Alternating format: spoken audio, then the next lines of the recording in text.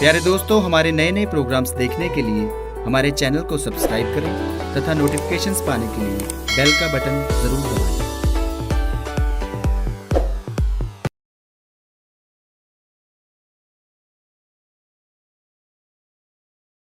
पिता, पुत्र और पवित्र आत्मा के नाम पर आमीन। आइए हम प्रभु को धन्यवाद दें उस सुंदर समय के लिए। प्रभु ने आज हमें एकत्र किया कि हम प्रभु के वचनों को सुन सकें। तो प्रभु के वचनों को सुनने से पहले हम इस समय अपने आप को तैयार करेंगे कि हम प्रभु के वचनों को सुन सकें। आइए हम सभी लोग अपनी आंखें बंद करें, प्रभु से प्रार्थना करें। वो ईश्वर जो हम सभी को प्यार करता है, वो इस समय हमें अपने प्रेम से भर रहा है। प्रेमेश्वर के पिताजी, हम आपसे प्रार्थना करते हैं इस समय प्रभु जी, जितने भी लोग इन वचनों को सुनने जा रहे हैं प्रभु, इन वचनों की सामर्थ्य प्रभु एक एक व्यक्ति को मिले। आपका वचन कहता है, मेरी वाणी अग्नि जैसी है, वह उस हथौड़े के समान है जो चट्टान के टुकड़े टुकड़े कर देता है। प्रभु, आज हम इस समय विशेष प्रार्थना करते हैं, इस समय इन वचनों को सुनने वाले प्रत्येक व्यक्ति के जीवन में बड़े बड़े महान चिन्ह चमत्कार प्रकट कर दीजिए प्रभु। लोगों के जीवन में आपकी महिमा होने पाए और प्रभु लोग जानने पाएं कि 40 का हमारे जीवन में कितना महत्व है। प्रभु, लोग इस 40 काल में प्रभु अपने जीवन को बदल सकें और प्रभु आप में एक हो जाएं। यही प्रार्थना करते हैं उद्धारकर्ता प्रभु यीशु मसीह के सामर्थी नाम से मांगते हैं, आमीन। प्रिय भाई और बहनों, आज हम विशेष रीति से एक बात पर मनन चिंतन करने जा रहे हैं, वो है 40 काल। अभी इस समय हम 40 काल में प्रवेश कर चुके हैं और हम 40 काल मनाते हैं। बहुत सारे लोगों के मन में 40 काल को लेकर बहुत प्रश्न रहते हैं। तो आज हम विशेष रीति से 40 काल के बारे में जानेंगे कि 40 काल में हम क्या कर सकते हैं और 40 का हमारे जीवन में क्या महत्व है। बाइबल में हम अक्सर कई बार 40 शब्द को पढ़ते हैं। जैसे हम उत्पत्ति ग्रंथ अध्याय 7 और वाक्य संख्या 4 में वहां पर पढ़ते हैं, क्योंकि 7 दिन बाद में 40 दिन और 40 रात पृथ्वी पर पानी बरसाऊंगा और पृथ्वी पर से उन सब प्राणियों को मिटा दूंगा जिन्हें मैंने बसाया है। तो परमेश्वर ने नूह से कहा कि मैं 40 दिन और 40 रात इस पृथ्वी पर पानी बरसाऊंगा और मैं सब प्राणियों को नष्ट कर दूंगा। 40 जो है वो पूर्णता का शब्द है, पूर्णता का अंक है। जैसे बाइबल में हम पढ़ते हैं 7 अक्सर हमें पढ़ने को मिलता है 7 बार।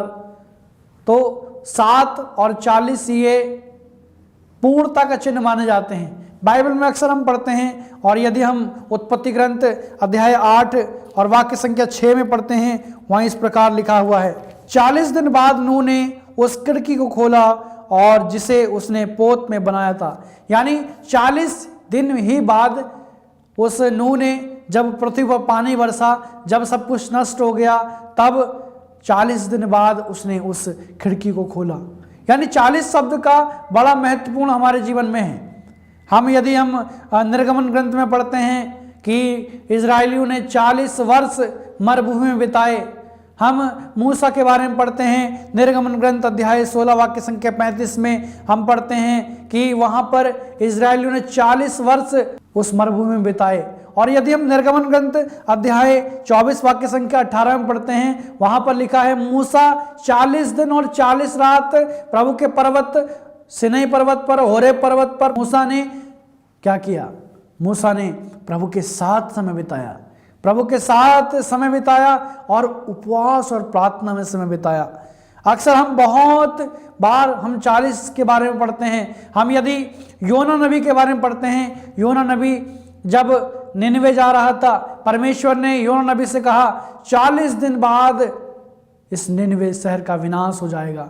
मेरे प्रिय भाई बहनों, हम प्रभु यीशु के जीवन को देखते हैं। प्रभु यीशु मसीह के जीवन में भी प्रभु यीशु ने 40 दिन और 40 रात उपवास रखा और उसके बाद उनकी परीक्षा हुई। मैं आपको बताना चाहता हूं, प्रभु यीशु मसीह के पुनरुत्थान के बाद शिष्य लोगों ने 40 दिन प्रार्थना किया। 40 दिन प्रार्थना किया और 40 दिन के बाद जब वो एकत्र होकर प्रार्थना कर रहे थे, यदि हम प्रेरित चरित्र अध्याय 1 वाक्य संख्या 3 में पढ़ते हैं, वहां पर सब शिष्य, माता मरियम, विभिन्न नारियां मिलकर एक साथ प्रार्थना कर रही थी। तो क्या हुआ, वहां पर पेंतकोस्त हो गया।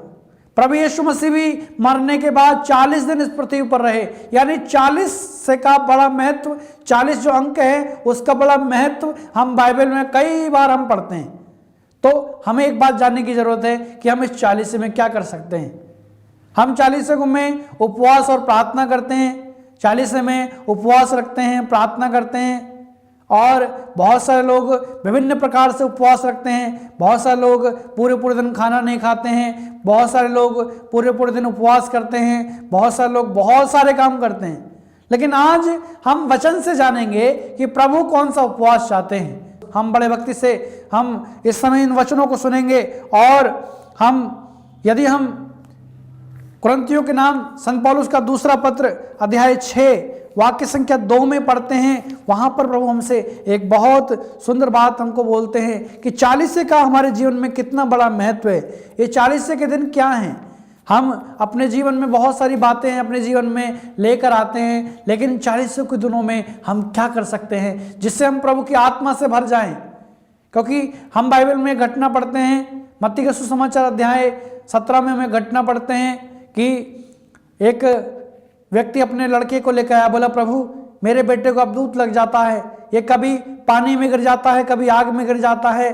मैंने आपके शिष्यों से कहा इसको निकालने के लिए, लेकिन ये निकाल नहीं पाया।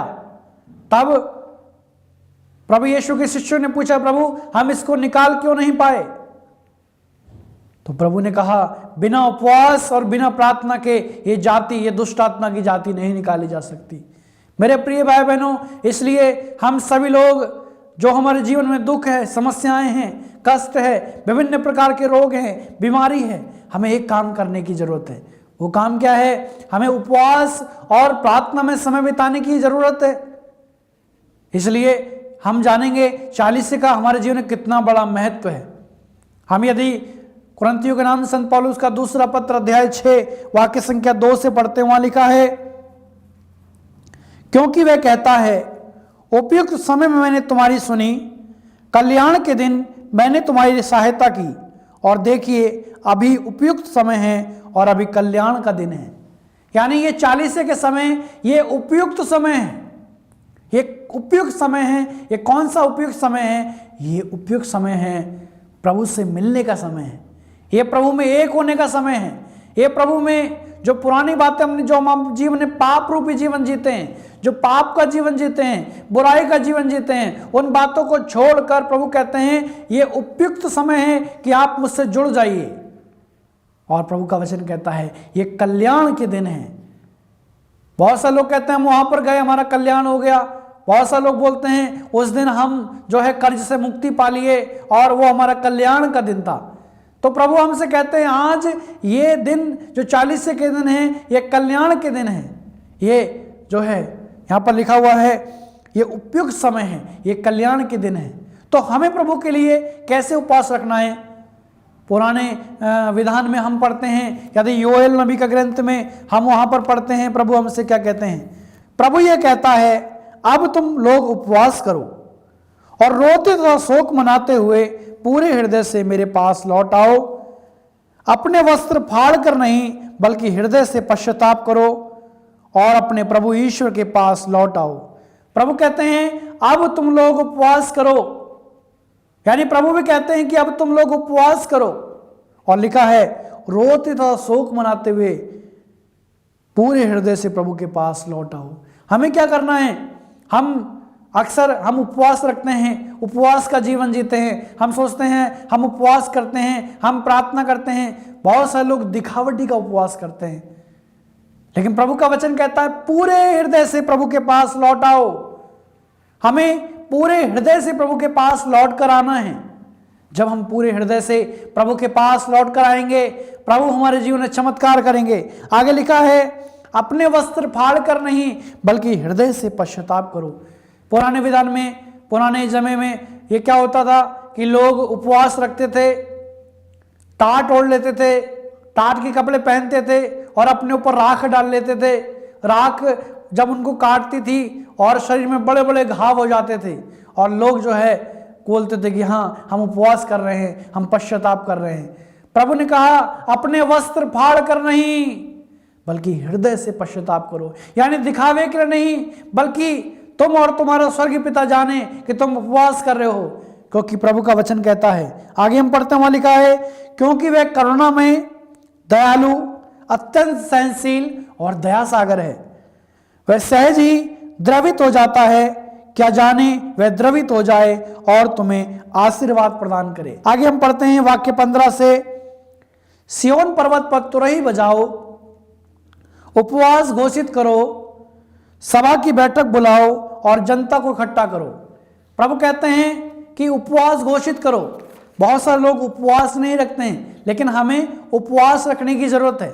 यह उपवास क्या है? उपवास यानी हमारे ऊपर जो वास करता है, जैसे हम ज्यादा चोरी करते हैं, झूठ बोलते हैं, हमारे ऊपर झूठ का वास हो गया है, चोरी का वास हो गया है, गाली का वास हो गया है, उन बातों को त्याग करना ही सच्चा उपवास है।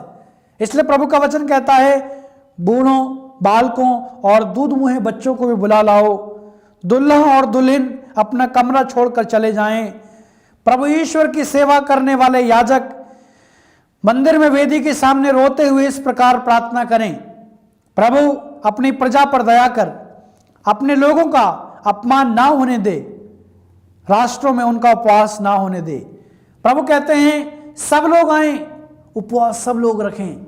जैसे हम पढ़ते हैं योना नबी के ग्रंथ में, वहां पर लिखा हुआ है कि बच्चे से लेकर बड़े तक ने सब ने उपवास रखा, यहां तक मनुष्य ही नहीं बल्कि पशुओं ने भी उपवास रखा। और वहां पर प्रभु ने दया की, जो शहर नष्ट होने वाला था, प्रभु ने उनके उपवास और उनकी प्रार्थना को देखकर, उनके पश्चाताप को देखकर प्रभु को तरस आया। इसलिए प्रभु का वचन कहता है रोते दा शोक मनाते हुए पूरे हृदय से मेरे पास लौट आओ।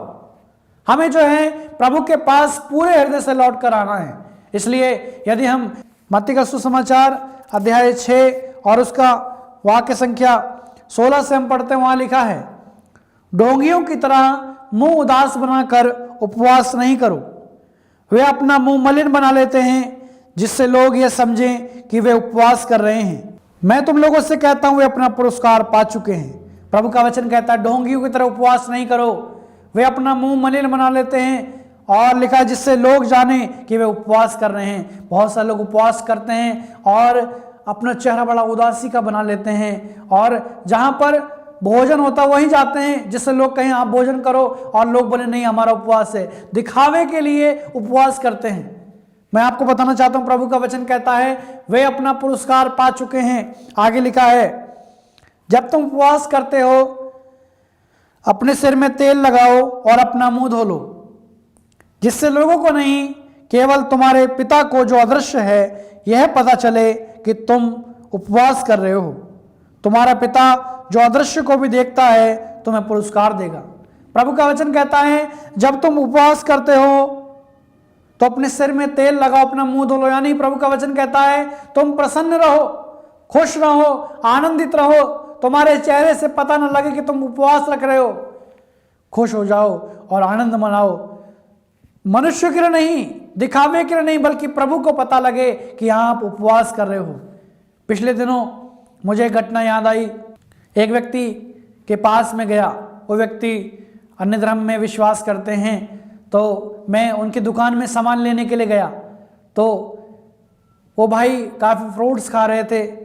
फ्रूट्स खाने के बाद मैंने उनसे पूछा भाई आप, कह रहे भैया हमारा उपवास है और हम फ्रूट्स खा सकते हैं, हम फल खा सकते हैं और हम जो है उपवास रख रहे हैं। मैंने उनसे कहा भैया आप उपवास रख, और मैं देख रहा था कि वो व्यक्ति बार बार अपनी, जब वो बात कर रहा था दुकान में, वो व्यक्ति बार बार गाली बक रहा था।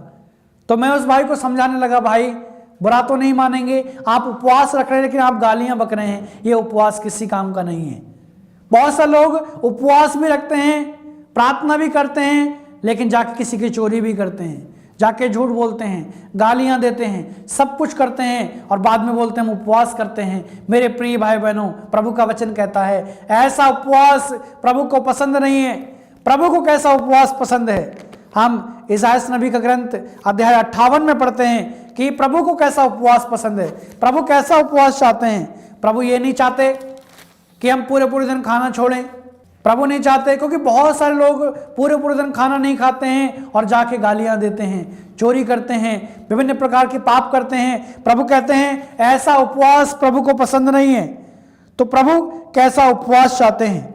यदि हम इसायास नबी का ग्रंथ अध्याय 58 और वाक्य संख्या 3 में पढ़ते हैं, वहां पर लिखा है, वे कहते हैं हम उपवास क्यों करते हैं जब तू देखता भी नहीं।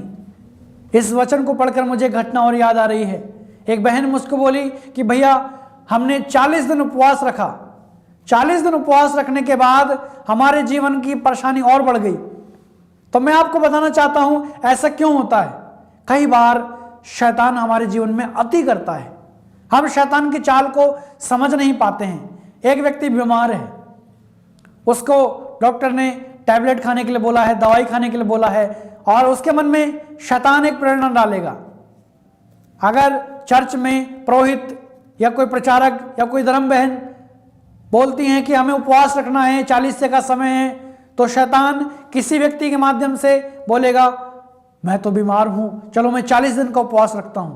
पहले मन में आएगा मैं हर शुक्रवार का उपवास रखता हूं, फिर मन में आएगा मैं शुक्रवार और बुधवार का उपवास रखता हूं, फिर मन में आएगा मैं हर दिन का उपवास रखता हूं प्रभु के लिए, जिससे मैं ठीक हो जाऊं। तो शैतान अति चाहता है, और अति के चक्कर में हम जो है 10-12 दिन उपवास रखते हैं, बाद में अच्छे से दवाई नहीं खाते हैं, अच्छे से भोजन नहीं खाते हैं, शरीर में नुकसान होता है और हम दुगने बीमार पड़ जाते हैं, और बाद में हम प्रभु को कोसते हैं, प्रभु हमने उपवास रखा जब तू देखता भी नहीं है। इसलिए वचन में लिखा है, वे कहते हैं हम उपवास क्यों करते हैं जब तू देखता भी नहीं, हम तपस्या क्यों करते हैं जब तू ध्यान भी नहीं देखा। देखो प्रभु का वचन क्या कहता है, देखो उपवास के दिनों में तुम अपना कारोबार करते और अपने सब मजदूरों से कठोर परिश्रम लेते हो। आगे प्रभु कहते हैं तुम उपवास के दिनों में लड़ाई झगड़ा करते और करारे मुक्के मारते हो। प्रभु का वचन कहता है कि जब हम, बहुत सारे लोग कहते हैं प्रभु हमारी ओर ध्यान नहीं देता, हम उपवास करते हैं प्रभु ध्यान नहीं देता। प्रभु का वचन कहता है उपवास के दिनों में तुम चोरी करते हो, गालियां देते हो, लड़ाई झगड़ा करते हो, करारे मुक्के मारते हो। प्रभु का वचन कहता है, आगे यहां पर लिखा हुआ है, तुम आजकल जो उपवास करते हो उससे स्वर्ग में तुम्हारी सुनवाई नहीं होगी। प्रभु कहते हैं आज इस दुनिया में, इस समय में बहुत सारे लोग उपवास रखते हैं, प्रभु का वचन कहता है ऐसा उपवास प्रभु को पसंद नहीं है। प्रभु को कैसा उपवास पसंद है, हम आगे पढ़ते हैं, वहां पर लिखा है, क्या मैं उपवास ऐसा इस प्रकार का उपवास और ऐसी तपस्या का दिन चाहता हूं जिसमें मनुष्य सरकंडी की तरह अपना सिर झुकाए और टाट तथा राख पर लेट जाए। क्या तुम इसे उपवास और ईश्वर का सुग्रह दिवस कहते हो? पुराने जमाने के लोग करते थे कि टाट ओढ़ लेते थे, बोरी पहन लेते थे और उसके बाद राख में बैठ जाते थे, राख उन्हें चुभती थी, उसके बाद खुजली लगती, वो खुजलाते थे, वहां घाव बन जाता था। प्रभु का वचन कहता है क्या तुम इसे उपवास कहते हो? लेकिन प्रभु कैसा उपवास चाहते हैं, आगे हम पढ़ते हैं, वाक्य संख्या 6 में पढ़ते हैं, प्रभु ने कहा मैं जो उपवास चाहता हूं वो इस प्रकार है। प्रभु कैसा उपवास चाहते हैं, वो इस प्रकार है, अन्याय की बेड़ियों को तोड़ना। यदि हम किसी के साथ हमने अन्याय किया है, उन बेड़ियों को तोड़ना। आगे लिखा है जुए के बंधन खोलना। हमने किसी को बंधन में बांध रखा है, हमने जो है किसी को बहुत सारी तरीकों से बांध रखा है, प्रभु का वचन उन सभी के बंधनों को खोलना। आगे लिखा है पद दलितों को मुक्त करना, यानी गरीबों को, जो हमने उनका पैसा वसूल रखा है, जो पैसा हमने उनका ले रखा है, उनको मुक्त करना। और आगे लिखा है अपनी रोटी भूखों के साथ खाना। तो प्रभु क्या कहते हैं कि अपनी रोटी भूखों के साथ खाना। और आगे लिखा है बेघर दरिद्र को अपने यहाँ ठहराना, जो नंगा है उसे कपड़े पहनाना और अपने भाई से मुंह ना मोड़ना। यह है सच्चा उपवास। प्रभु का वचन कहता है कि अपने भाई से मुंह ना मोड़ना। और प्रभु का वचन यहां पर कहता है बेघर दरिद्र को अपने यहाँ ठहराना, अपनी रोटी भूखों के साथ खाना। इस 40 काल में मैं आपको बताना चाहता हूं, जब हम उपवास करते हैं हमें एक काम करने की जरूरत है। जब आप उपवास रखते हैं, अगर हम उपवास रखेंगे, उपवास रखने के बाद जो हम मान लिया हम 3 रोटी खाते और 3 रोटी का आटा हमने अपने ही बर्तन में, आटे के बर्तन में छोड़ रखा है, क्या वो हमारा आटे का बर्तन आशीष से भरेगा? नहीं भर पाएगा। हमें क्या करना है? जब हम उपवास रखते हैं मेरे प्रिय भाई बहनों, जब हम उपवास रखते हैं, आप 1 मुट्ठी आटा अलग निकाल के रखिए। दोपहर में जब आप खाना खाने के लिए बैठते हैं, आपको याद है इस समय मैं खाना खाता, 3 रोटी खाता, उस समय का भी 1 मुट्ठी आटा आप बाहर निकालिए।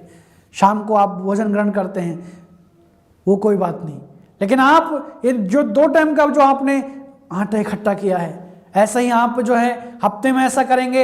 ऐसा करने के बाद जब आपके पास ज़्यादा होता है, हम किसी को देना है, किसी गरीब को, उसको देना जिसके पास नहीं है।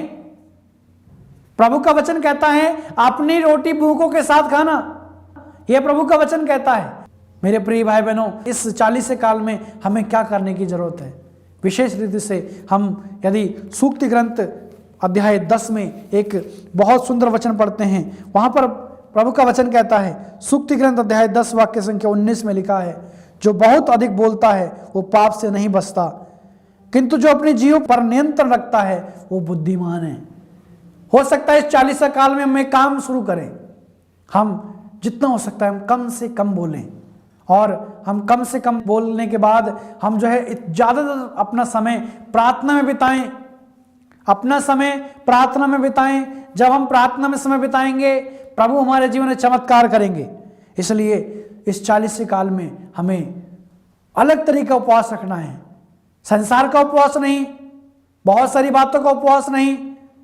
बहुत लोग बहुत अनेक प्रकार का उपवास रखते हैं, लेकिन प्रभु आज हमसे क्या कहते हैं? हमें कैसा उपवास रखना है? अन्याय की बेड़ियों को तोड़ना, जुए के बंधन खोलना, बेघर दरिद्र को अपने यहाँ ठहराना, जो नंगा है उसे कपड़े पहनाना, अपनी रोटी भूखों के साथ खाना। प्रभु का वचन कहता है जब हम ये काम करेंगे, दूसरों की सहायता करेंगे, कम से कम इस 40 काल में आप इन एक काम को कीजिए कि आप जब हम उपवास रखते हैं, उपवास में हम जो भोजन जो ग्रहण नहीं करते हैं, उस आटे को या उस चावल को हम अलग निकाल कर रखें और वो किसी गरीब को दें। ऐसा उपवास मनुष्य नहीं चाहता। प्रभु का वचन कहता है मैं ऐसा उपवास चाहता हूं। इसलिए यदि हम मत्ती का सुसमाचार अध्याय 4 में वहां पर इस प्रकार पढ़ते हैं, उस समय आत्मा ईसा को निर्जन प्रदेश ले चला, जिससे शैतान उनकी परीक्षा ले ले। ईसा 40 दिन और 40 रात उपवास करते रहे, इसके बाद उन्हें भूख लगी। यानी यहां पर वचन में लिखा है प्रभु यीशु मसीह भी 40 दिन और 40 रात उपवास करते रहे। मेरे प्रिय भाई बहनों, ये परीक्षा का समय है। 40 के दिनों में शैतान बहुत सारे प्रलोभन हमारे जीवन में डालेगा।